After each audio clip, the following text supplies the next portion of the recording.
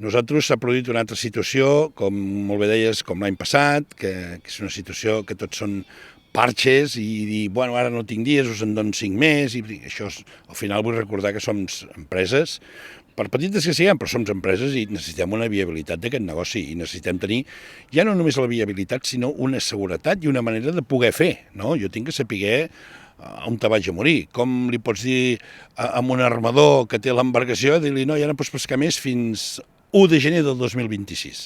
Això és un disbarat. I jo entenc que algú té que posar-hi seny. I avui aprofitaré la trobada amb el president Illa perquè pugui intercedir amb el ministre Planes i que espero que algú, deixa'm-ho dir així, venti un cop de puny a la taula i digui, bueno, ja està bé.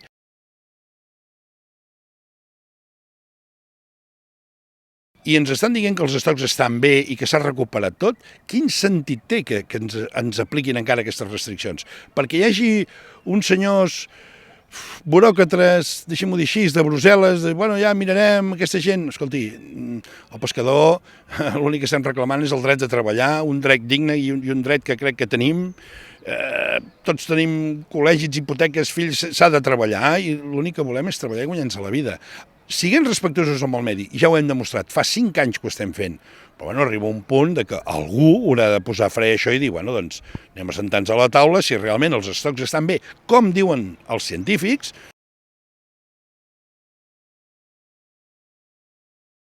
que anaven a la gamba, però que com que no tenen dies o no tenen quilos per anar-hi, doncs estan anant per peix. Estem carregant a la pesqueria de costera tot aquest esforç. Jo crec que algú té que posar seny a això, perquè és que si no només quedarà judicialitzar-ho i és que nosaltres som pescadors, hem d'anar a treballar. No, esclar que no ho descartem perquè alguna cosa haurem de fer, no? Però tot i que ja ho tenim tot pràcticament a punt, perquè veiem que aquí no es mou cap fitxa i nosaltres van passant els dies i nosaltres hem d'anar a treballar. Tu no pots venir amb una barca i dir, no, avui no pots sortir, que no. Què m'estàs contant? És que això no pot ser, això és un disbarat tot plegat.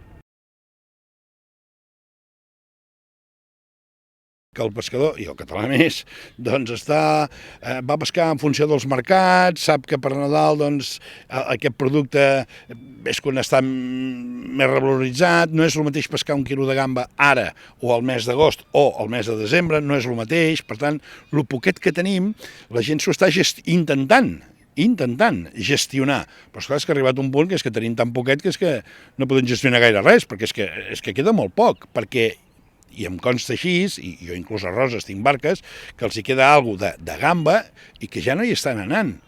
No hi estan anant perquè se la guarden per la campanya de Nadal, perquè són molt conscients que 1 quilo de gamba per Nadal doncs no val com 1 quilo al mes de setembre o al mes d'octubre, no?